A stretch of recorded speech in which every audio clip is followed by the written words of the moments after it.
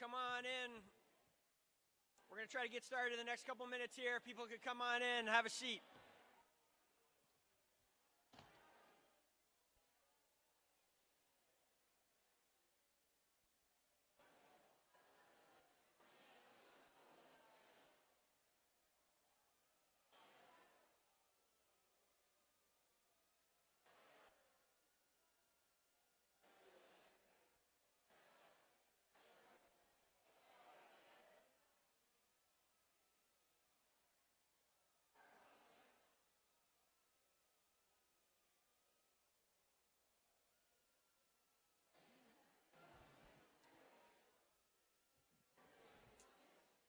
All right, welcome everybody. We're going to try to get started. We've set this up tonight, so there's lots of time for discussion, but if we could pull together to get started, it'd be great.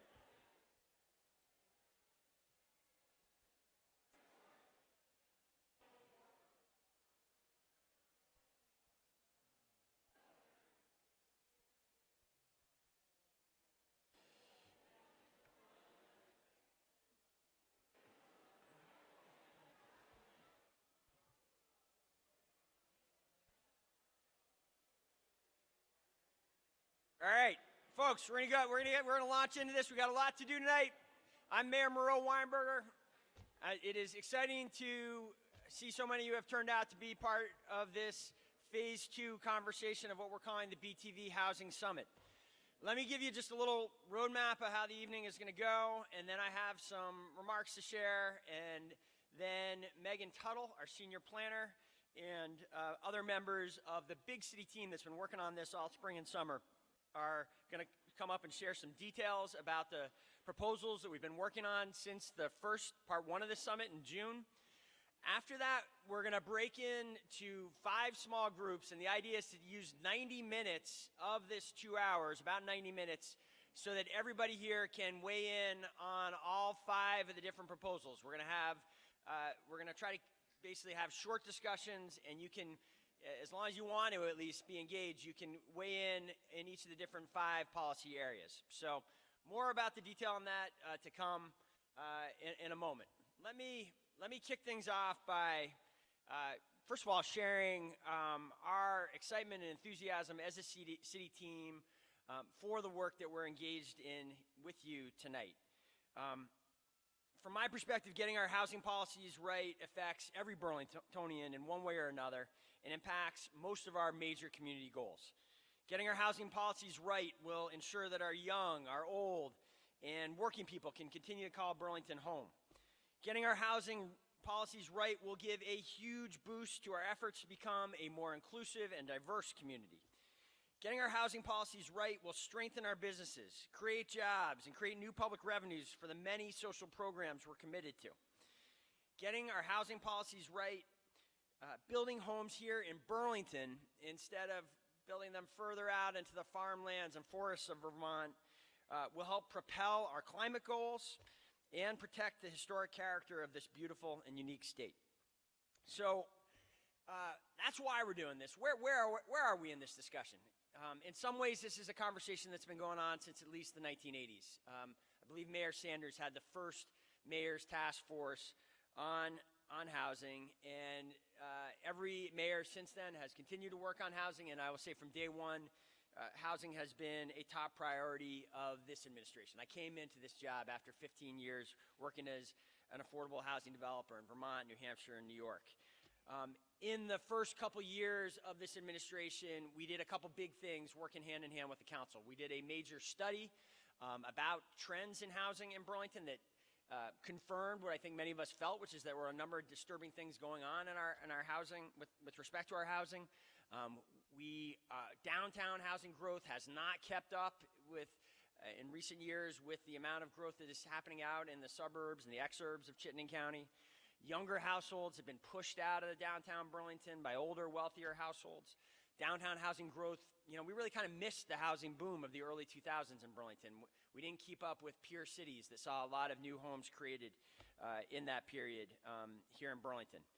In response, working with the council, we created a 23 different strategy housing action plan, which was unanimously adopted by the City Council with the administration support in 2015. And we have made real progress in the almost 5 years since that passed. Basically, that 23-point plan boiled down to two big ideas. One, that we recommitted ourselves to Burlington's, I think, very proud legacy of creating and protecting as much permanently affordable housing as possible and protecting tenants with strong and vigorous regulatory enforcement. Two, what we have added to that, and I'm happy to tell a little more about this record.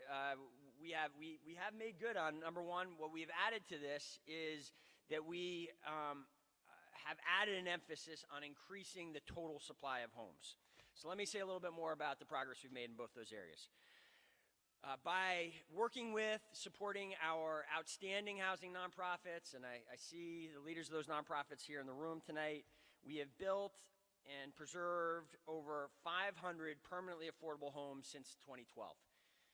In addition, we are weeks away from the Laurentide project at Cambrian Rise, that Champlain Housing Trust has created, with over 70 new homes being created there. And almost as I understand it, as soon as that one ends, a new project will break ground, being led by Cathedral Square, that will be a seniors project that will create another 70 permanently affordable homes. Also in that time, and I think this hasn't gotten as much attention as it should, we have greatly improved our code enforcement efforts. For example, back in 2012, we didn't meet our commitment to do a minimum housing inspection of every Burlington rental apartment every 3 years. That has changed. Under the leadership of Bill Ward, we do get to every rental apartment within the 3-year timeline that we've set for ourselves and do those inspections. In addition, we've implemented a tiered fee system that ensures that the worst landlords pay extra costs for their abuses of the minimum housing code. And we also have instituted policies with a focus on performance metrics and the operations of the Code Enforcement Office. On an average of 2 days, every complaint that is made to the Code Enforcement Office is responded to. Another area that we've improved Burlington's enforcement has been with respect to inclusionary zoning. While the city had a good record of ensuring that all new developments that came online had a number of apartments that met this inclusionary zoning standard and that were permanently affordable, there was basically no system in place, we found in a review we did a couple years ago, to ensure that those units stayed in compliance over time. And we now have a monitoring system and a reporting system that happens on an annual basis to ensure that we don't go back to that practice. With respect to expanding the overall housing supply, we've also had some progress. So, and I think we got a slide on this here, which shows, you can see basically from 2003 to 2019, the total number of homes produced in every year. This is inclusive of permanently affordable homes. This is all new homes, and you can see in general there has been a significant uptick since 2012. Number of factors behind that is certainly not all city government pushing that. The general state of the economy has been a major factor in this. At the same time, I think the city's efforts to clean up problematic downtown regulatory rules that were getting in the way of homes being created, to partner on projects like Cambrian Rise that offer the possibility of creating hundreds of new homes with property owners that wanted to move in that direction, of generally supporting the creation of new homes, has played a role in this change in trajectory. Not only, obviously creating new homes helps the households, the individuals that are able to get into these new homes. We think it's had a broader impact as well. We're starting to get a sense that this is doing what you would expect an increase in supply to do. It is having an impact on the economics of the housing market. We've seen, and again, I say this while being clear at the start, this is not where we want to be. This is not an acceptable, well-functioning housing market. At the same time, it is progress to double, on average, the vacancy rate in recent years when we've been producing more homes, and to see a bend in the curve where instead of housing inflation outpacing the general inflation, in recent years we've seen that change where actually housing inflation has been happening at a rate that is lower than the general inflation. Further, we think another important data point that says we are on the right path with this additional focus that we've added in recent years is the fact that it is very much in line with how the housing debate has shifted nationally. In numerous Democratic presidential campaigns, in numerous progressive cities across the country, you see a shift in the focus that is exactly what I'm trying to describe to you here. Focusing as much as ever on building as much permanently affordable housing as possible, focusing as much as ever on renter protections, while at the same time adding to that a commitment to expanding the overall supply, acknowledging that a lack of housing supply is a root cause of the challenges we face. You see that in these headlines about California and this national editorial that the New York Times published. You also see it, the keynote speaker we had here in June, Lisa Bender, has led an effort there that has really been quite remarkable in bringing new focus and new ideas to this housing debate. So that's sort of the backdrop that brought us to the Housing Summit in June. And what we brought forward in June is 5 areas, 3 of which are focused on housing supply issues, 2 of which are focused head-on affordability issues, for work and progress in an accelerated fashion. So the 3 areas focused on supply are about eliminating parking minimums in the downtown and on transportation corridors. We want to make it easier for people to build accessory dwelling units in their backyards, and or perhaps by making changes within their home. That has the potential to create significant new supply. We are concerned about the erosion of the existing long-term rental supply that the new world of Airbnb and VRBO and short-term rentals presents. Let me just pause here for a second to say I think sometimes when I talk about this increasing supply, what this gets heard as is being about supporting developers. And there is no doubt that there is no way to increase supply without developers playing a key role. We do not create new homes without someone serving in that role. What is, I think, sometimes lost is that all of these initiatives are about improving the lives of tenants and renters as well. Increased housing supply gives renters more and better choices. Increased housing supply puts greater pressure on landlords, on property owners to take care of their homes, and reduces their ability to increase rents. And again, I think we're starting to see that in the data. So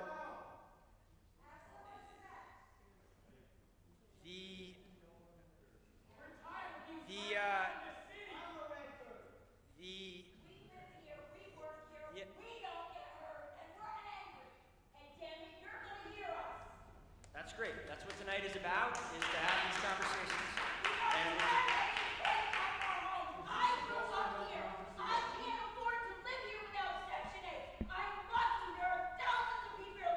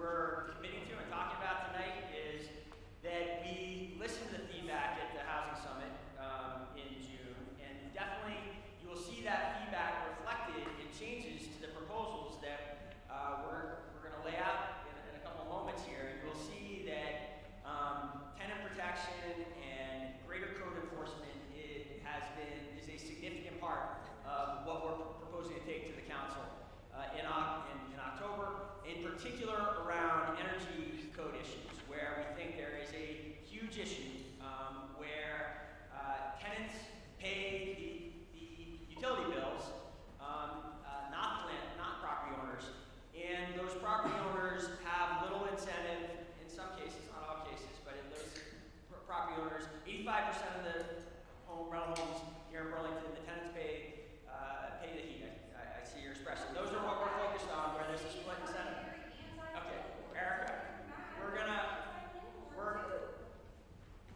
you keep raising the cost for us to do yeah. business here. That's why we convert to short-term rentals. So we're going to have a robust discussion here today, clearly, and that's why we're doing this. Right? So, in addition, I have directed CEDO to review all of the proposals that were made at the first Housing Summit about greater renter protections, as well as to look at the national context, where you do see in New York and Oregon some significantly expanded efforts in renter protection, protection against evictions, to see if there's anything in that we should add to Burlington. Again, I will stand by the idea that Burlington is one of the most progressive and effective cities in the country with respect to renter and tenant protection. This is something we have focused on and delivered on for 30 plus years and over the last 7. However, we're going to look at whether there's more to do, and I've tasked CEDO with coming forward with a memo that we can get to the City Council, the CD&R committee by the end of October to explore whether, in addition to what we're talking about tonight, and we have fleshed out for discussion tonight, we have additional things that we should work on, and we do think that there's likely a number of additional ideas that are going to come from that review. So with that, last kind of roadmap stuff on what happens after tonight. You're gonna hear from the staff these specific proposals. We're gonna be taking feedback in small groups tonight, so we can hear everybody's voice. In addition, tonight is not the only opportunity that you all have to weigh in here.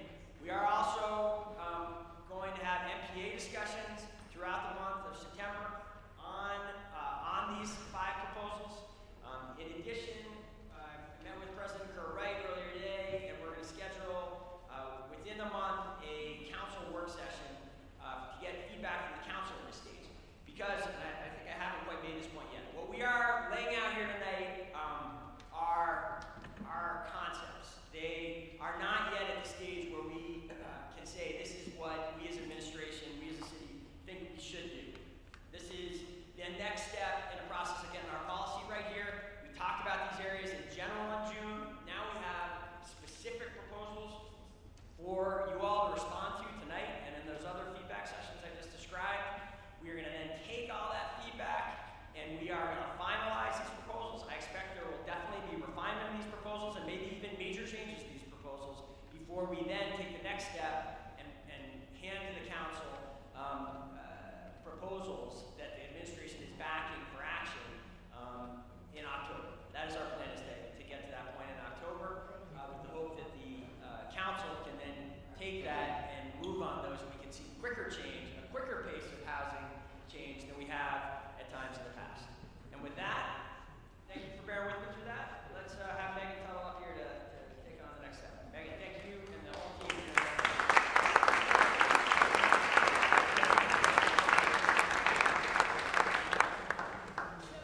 I'll be very brief so that I can introduce my colleagues who will talk more about what the policies are that we're here to talk about with all of you tonight. I know that there's a lot of you out there that are anxious to get into the weeds. So as the mayor said, my name is Megan Tuttle. I work in the planning department here in the city of Burlington, and I've been working with a giant team here of folks from multiple departments across the city to talk about these policies specifically, to look at the feedback that we received at the Housing Summit in June, to do additional research and data collection about not only these issues but other related issues, and to ensure that as we are bringing forth these policy proposals, they are complementary to one another. So we look forward to sharing them with you tonight. The mayor did note that a lot of the work that we're doing, and I received this question actually just before we started tonight, how did we pick the topics that we're talking about tonight? One of the main reasons for why we're talking about the issues that we are is to continue the work, the unfinished work from the Housing Action Plan. And you can see what the kind of 5 major housing issue areas were that directed the work of the city and many of its committees and commissions over the last 4 years related to housing. Both in terms of the creation of both affordable and market rate housing, but also in addressing specific housing needs and housing communities. Some of you may be familiar with some of the work that we have been doing as a result of this plan. Many of you I see that I recognize have participated in the couple-year conversation that we've been having about updating our inclusionary zoning ordinance here in the city. We've been working on things like creating a toolkit and strategies for near-campus neighborhoods through the Neighborhood Project. And we've also, our partners in CEDO and other organizations in the community have started to create a coordinated entry system for permanent supportive housing. Just to name a few of the projects. Sure, I can talk a little bit slower. Sorry. Those are a few examples of the types of projects that we've been working on to date that came out of the Housing Action Plan. So we're continuing that work then with the discussion of these policy items that we'll be talking about tonight and building on our conversations from June. We focused on these issues, as the mayor noted, specifically because they're related to both the availability, the supply of housing, but also some of the cost factors that affect both the cost of construction and the cost of then living in housing in our community. So tonight we look forward to continuing the collective conversation that we started back in June about these specific policy issues. I think one thing that is really important to note, about these policy issues, and we're already seeing it right now, is that there is not unanimous consensus about how to move forward on these policy issues. We heard that very clearly in our conversations at the last summit. Our team has spent a lot of time digesting the various opinions that we've heard about how we move forward related to these housing issues over the summer months. And we hope that what we're presenting to you tonight is a balanced approach to take into account the variety of feedback that we've heard about each of these issues.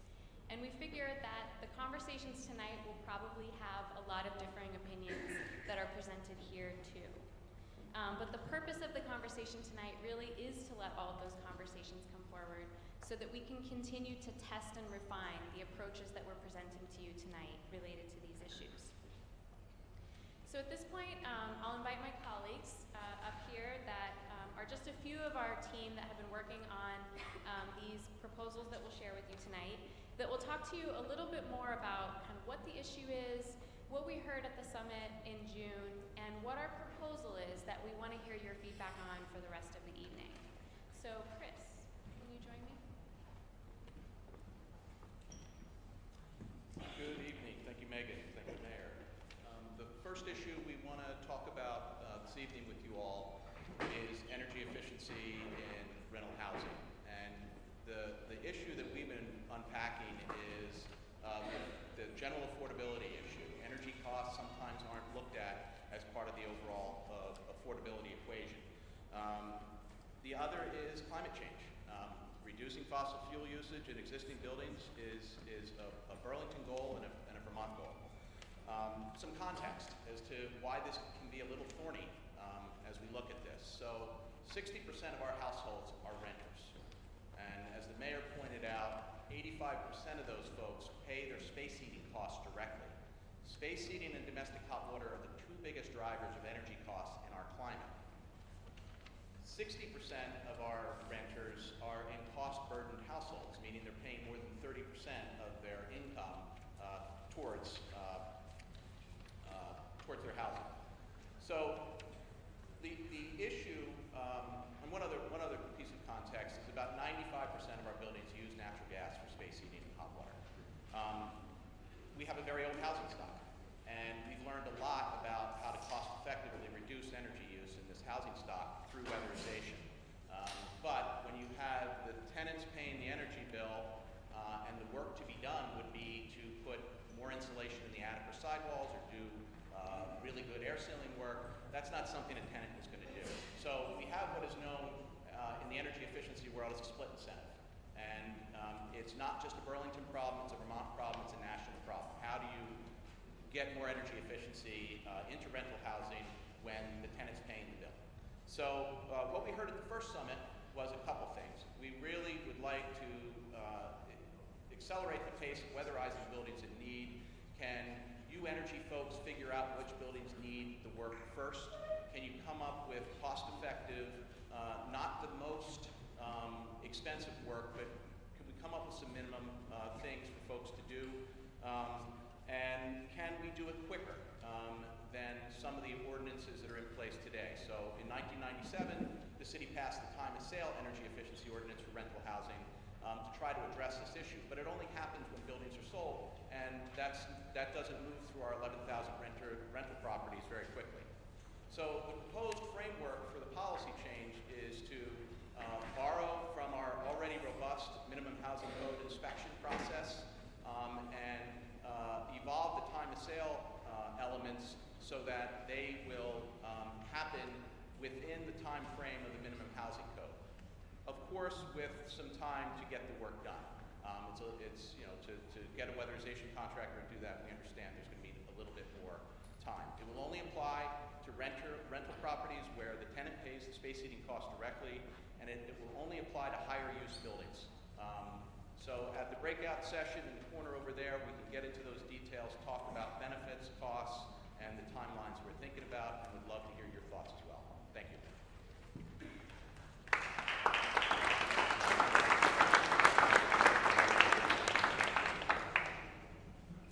Hi, my name is Ian Jacobs, and I work at CEDO, and I'm going to continue our discussion about ADUs from last week, but I'll start off with a quick recap. So an accessory dwelling unit, or an ADU, is simply an apartment allowed inside a single-family home, usually in the basement or in the attic, or allowed on the lot as a backyard cottage-style ADU. The state of Vermont's law on equal treatment of housing allows ADUs statewide since 2005. As part of the city's housing action plan, we conducted a review of ADUs in the city that found since the city passed its ordinance in 2008 that there have been roughly 50 ADUs permitted in Burlington, with about 7 per year in the past few years. So a pretty low number, even compared to some of the other cities in the state. As we learned at the last summit, ADUs are not a new concept, but they have gained popularity all over the country in cities struggling to meet the housing needs of their community. The reasons for that is that they provide benefits to homeowners, renters, and the community at large. So in this slide, you can see how an ADU, the use of the ADU evolves over time. So in the beginning, a family may buy a home and use an ADU to supplement their income, pay the mortgage. The research shows that typically ADUs are rented at affordable rates. As the family grows, it may be used for living space or for a grandparent. And then later on, the homeowner may move into the ADU and rent the primary home, or have the children move into the primary home. So they're a really flexible housing option. Additionally, they provide housing without the complications of larger development projects. They have a minimal impact of neighborhood character because they're accessory in their use, and they're also energy efficient because they're small. The challenge is that developing a unit of housing is hard. It requires navigating zoning, permitting, financing, managing contractors, possibly becoming a landlord. The cities that have shown success in building ADUs have been able to tackle the full range of these challenges. So we saw at the Housing Summit that there's a lot of stakeholders and residents that are interested in pursuing ADUs as a housing solution for Burlington. There were many suggestions about how to make this process more accessible and ensure responsible development. Based on that input, we've recommended specific policy changes to reduce the barriers.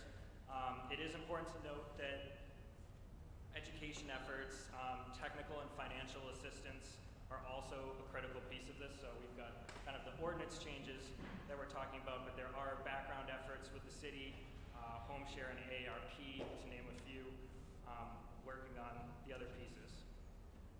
So what we'll discuss in our breakout group is the recommendations to streamline permitting. So not requiring conditional use approval that would require an ADU just because it's an ADU to go through the DRB. To not require a parking space for an ADU, although you may still choose to build a parking space. We've looked at sort of the size of homes and lots in the city and looking at increasing the size of an ADU in relation to the house where it's prohibitive. And that would bring us in line with other cities in Vermont. And some of the parking and short-term rental stuff will touch on ADUs as well. So look forward to that conversation. Thanks.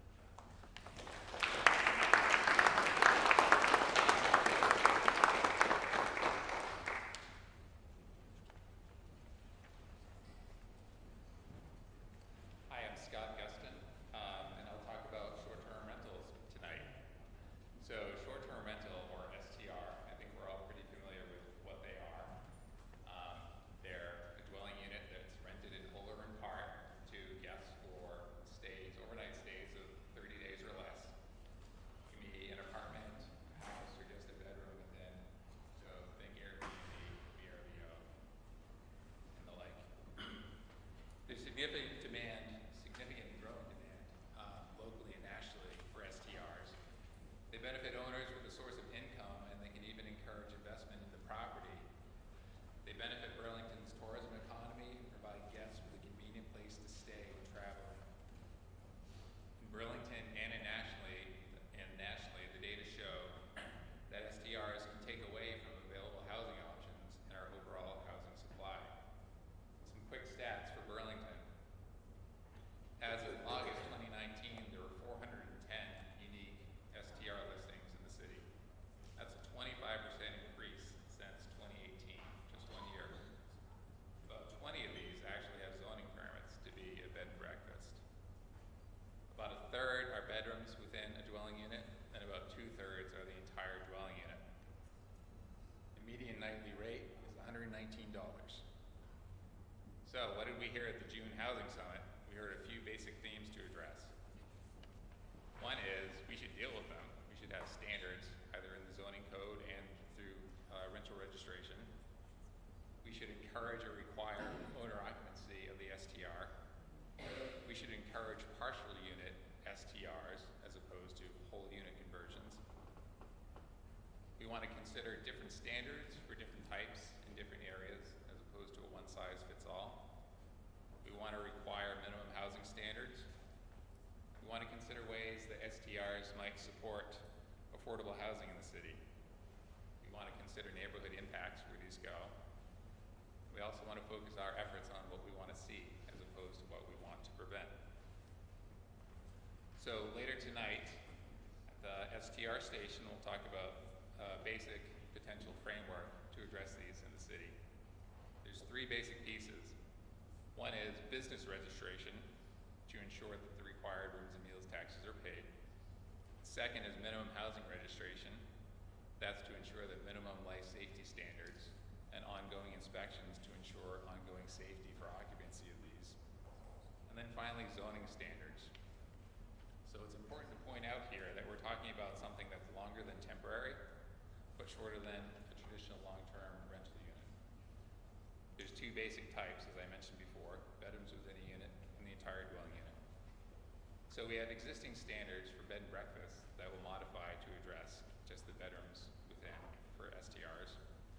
We'll incorporate new standards for the entire dwelling unit STR. We'll look to make it relatively easy to rent bedrooms within your dwelling. We'll have more rigorous standards for converting or establishing a whole dwelling unit STR. And again, that's to limit their proliferation and impacts on our overall housing supply. We're considering allowing STRs wherever residential uses are allowed. Hosts need to be a resident of the property, but the host can be a tenant or the property owner. conversion of an existing dwelling unit to an STR might trigger a payment to the city's housing trust fund. It's important to point out that that's an existing provision that applies for any commercial conversion. And finally, we're going to consider conditional use standards for whole dwelling unit STRs. In plain English, that means it goes to the Development Review Board, neighbors get notice, it provides a public forum for neighbors to weigh in with their concerns or comments, and for a public body to render a decision.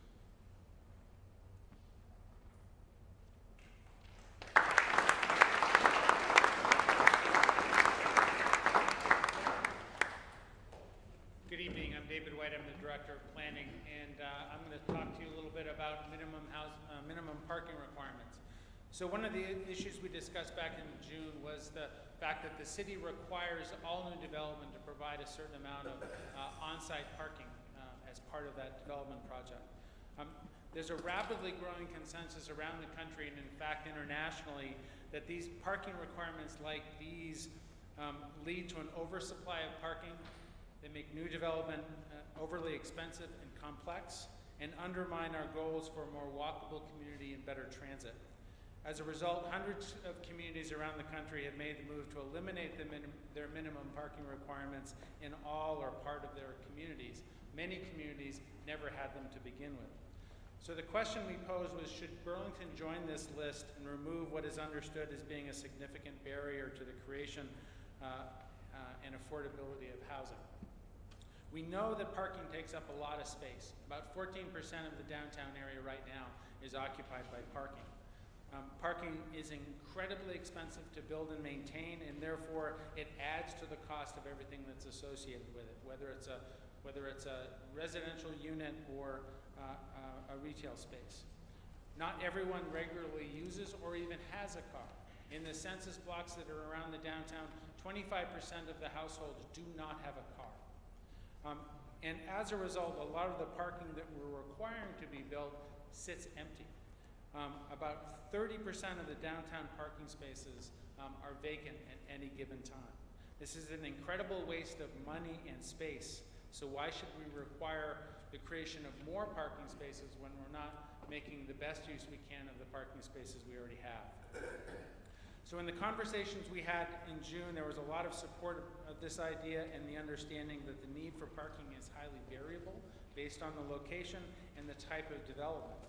Several folks expressed the need and support for better public transit if our goal is to get people out of their cars, which it is, but only in part. This is really about the city no longer being in the business of telling development how much parking it has to create. There are indeed many co-benefits to a policy like this, like greater economic vitality, more sustainable development, and improved viability of transit and other transportation modes. One misunderstanding that I want to clean up is that we're not proposing that development cannot create new parking. We're simply not mandating a minimum amount of parking spaces that have to be associated with it. Our expectation is that nearly as much new parking will be created, and there'll be a greater opportunity to share the existing parking we already have. Communities that have done this and have measured the outcomes have found that between 40 and 60% of the otherwise required parking still gets built. So the proposal that we want to discuss with you tonight is really very simple. We eliminate the minimum parking requirements in the downtown, in our neighborhood centers, and along major thoroughfares as illustrated on the map. Places where we know there's an oversupply of parking and or there's a wide range of effective transportation alternatives available to folks without a car. It also would apply to affordable housing projects, rehabilitation of historic buildings, and accessory dwelling units like Ian noted in his presentation. We also want to make more efficient use of the parking we already have by making sure that parking that is out there today is not encumbered by a zoning permit that prevents that property owner from sharing their vacant spaces with adjacent property owners. This will help facilitate the creation of new development utilizing the parking that we already have. And to make sure that the spaces that are being created are as efficient as they can be. So by looking at the spatial requirements, how big a parking space is required to be. And finally, ensuring that alternative forms of transportation continue to be supported and readily available by re-looking at our existing traffic impact fees that are assessed on new development and make it available to and focused on a more holistic and comprehensive view of all kinds of transportation and parking infrastructure.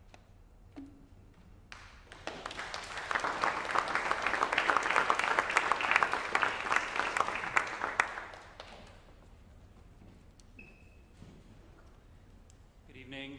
My name is Todd Rawlings. I'm the Housing Program Manager here at CEDO.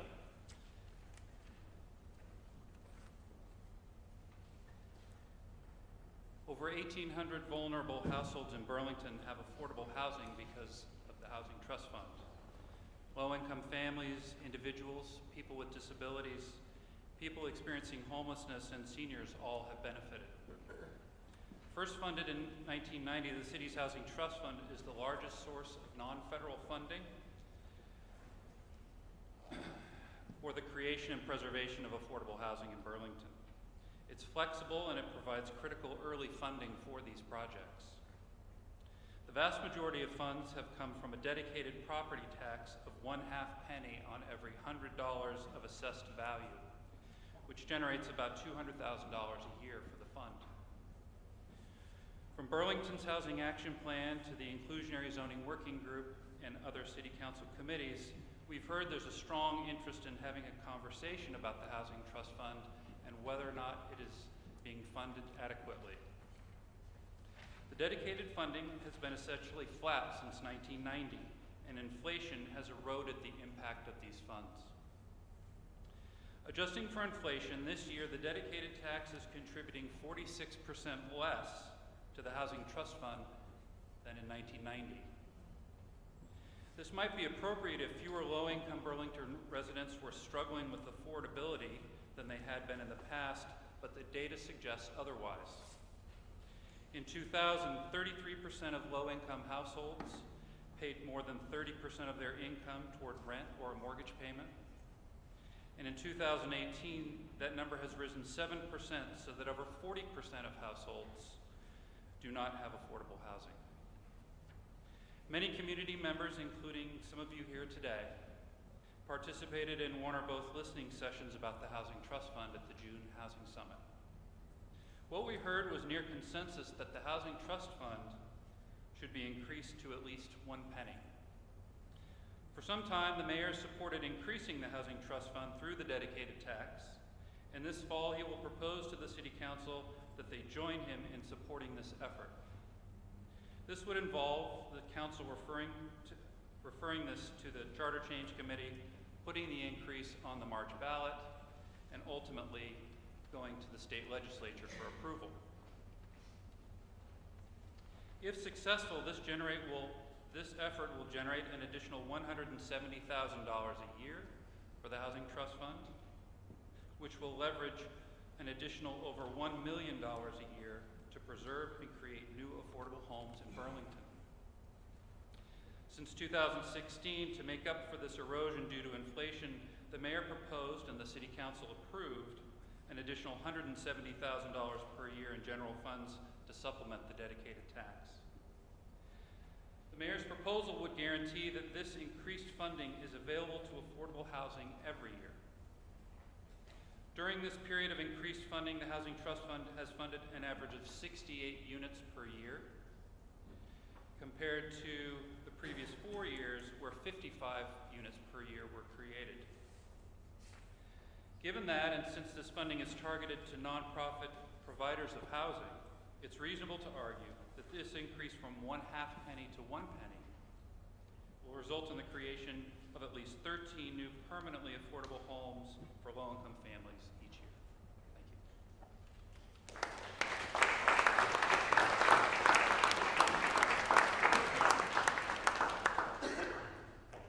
Okay, so as I promised, we want to spend the rest of the evening hearing your reactions to what my colleagues just shared in terms of the proposals that we have put out there related to each of these topics. We want to spend about 15 minutes at asking you to visit each of these stations for about 15 minutes to share your reactions. What do you like about these proposals? What do you think that we need to further tweak about these proposals? As the mayor said, we fully anticipate that these may go through some additional or maybe substantial additional modification before they are actually delivered to the City Council to consider this fall. So we ask that for the duration of the evening, you join us in a conversation so that we can hear your reactions to each of these policy proposals. Yes. I would like to suggest that you take a vote of the people here to see if we want to break up into small groups or have a big conversation. I'm looking at my colleagues.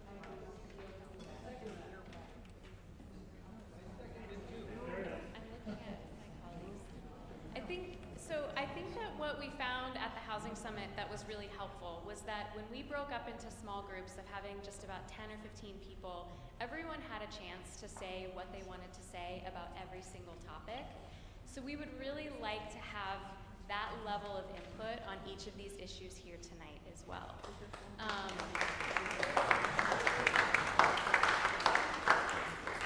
I think that what you will also have the opportunity to hear, like I said at the beginning, is that within your groups, I fully anticipate that you will hear from people with different opinions.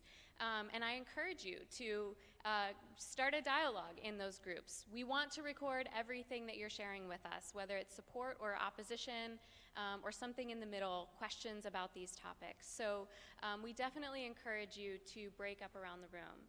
All of my colleagues that presented these topics to you tonight are going to disperse. There are other members of the city staff team that will be there supporting them so that we can take your questions, answer your questions, and take your feedback on all of these issues. I see one more question. Sorry.